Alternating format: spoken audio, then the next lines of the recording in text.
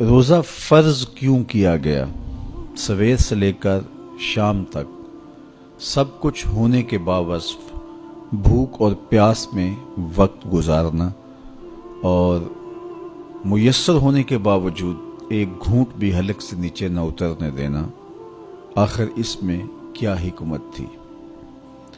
تو یہ بات اچھی طرح سے ہمیں سمجھ لینی چاہیے کہ یہ صرف کھانے پینے کو ترک کر دینا ہی نہیں ہے، بلکہ ان مقاصد جلیلہ کے حصول کے لیے روزہ رکھا جاتا ہے جو مومن کی زندگی کا مقصود ہے۔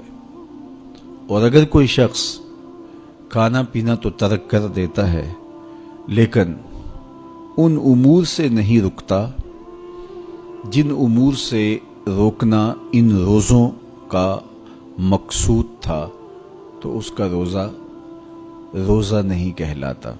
میرے اور آپ کے آقا و مولا حضور نبی رحمت صلی اللہ علیہ وآلہ وسلم نے ارشاد فرمایا، من لم یدع قول الزور والعمل بہ فلیس للہ حاجۃ فی ان یدع طعامہ وشرابہ۔ جس نے جھوٹ اور اس پر عمل کرنا نہ چھوڑا، جھوٹے کام ترک نہیں کیے، اس کا بھوکا اور پیاسا رہنا اللہ کو منظور نہیں۔ اللہ کو کوئی ضرورت نہیں کہ وہ بھوک اور پیاس کاٹے۔ روزے میں تو ان امور سے بھی روک دیا گیا جو امور عام زندگی میں جائز تھے، جو مشروع تھے، مباح تھے، لیکن روزے میں ان جائز مباح امور سے بھی منع کر دیا گیا۔ طیب اور طاہر کھانے، خوبصورت مشروب، ان سے روک دیا گیا۔ آپ آب زمزم بھی نہیں پی سکتے جبکہ وہ متبرک پانی ہے۔ شہر مدینہ میں بیٹھ کر شہر مدینہ کی پکی ہوئی کھجوریں بھی آپ نہیں لے سکتے، اس لیے کہ آپ روزے سے ہیں۔ تو روزے میں آپ کو متبرک چیزیں کھانے سے بھی روک دیا گیا، متبرک مشروب پینے سے بھی منع کر دیا گیا۔ تو مجھے بتائیے، جو رب آپ کو متبرک، مشروع اور پاکیزہ کھانوں سے بھی ایک مخصوص وقت کے لیے روک رہا ہے، تو جن امور سے عام زندگی میں شریعت اسلامیہ نے ہمیں منع کیا، ہمارے رب نے ہمیں منع کیا، تو اگر روزے کے دوران ہم وہ امور بجا لائیں تو پھر روزے کی مقصدیت حاصل نہیں ہوگی۔ تو اسی لیے فرمایا، جس نے جھوٹ اور جھوٹے کام نہیں چھوڑے، اس کے بھوکا اور پیاسا رہنے کی اللہ کو کوئی ضرورت نہیں ہے۔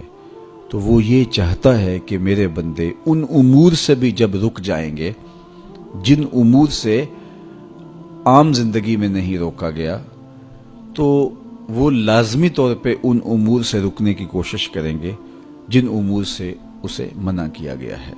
تو جب یہ چیز انسان کا فہم، انسان کی عقل اور انسان کی خرد طے کرتی ہے، تو پھر لا محالہ طور پہ رکنے کی عادت اس کے اندر تقوی کی نشأت کا ذریعہ بنتی ہے۔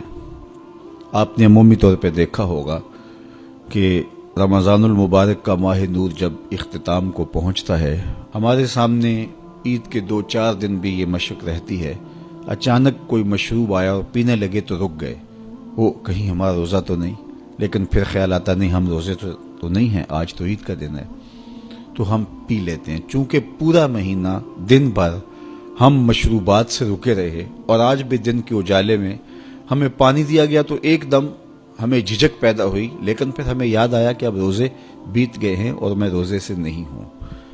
تو جو چیز جائز اور مشروع تھی، ایک وقت کے لیے اس چیز سے بھی ہم رکے تو ہماری طبیعت کے اندر یہ ملکہ پیدا ہو گیا کہ ہم اس سے رکنے کا مزاج پیدا کر لیتے ہیں۔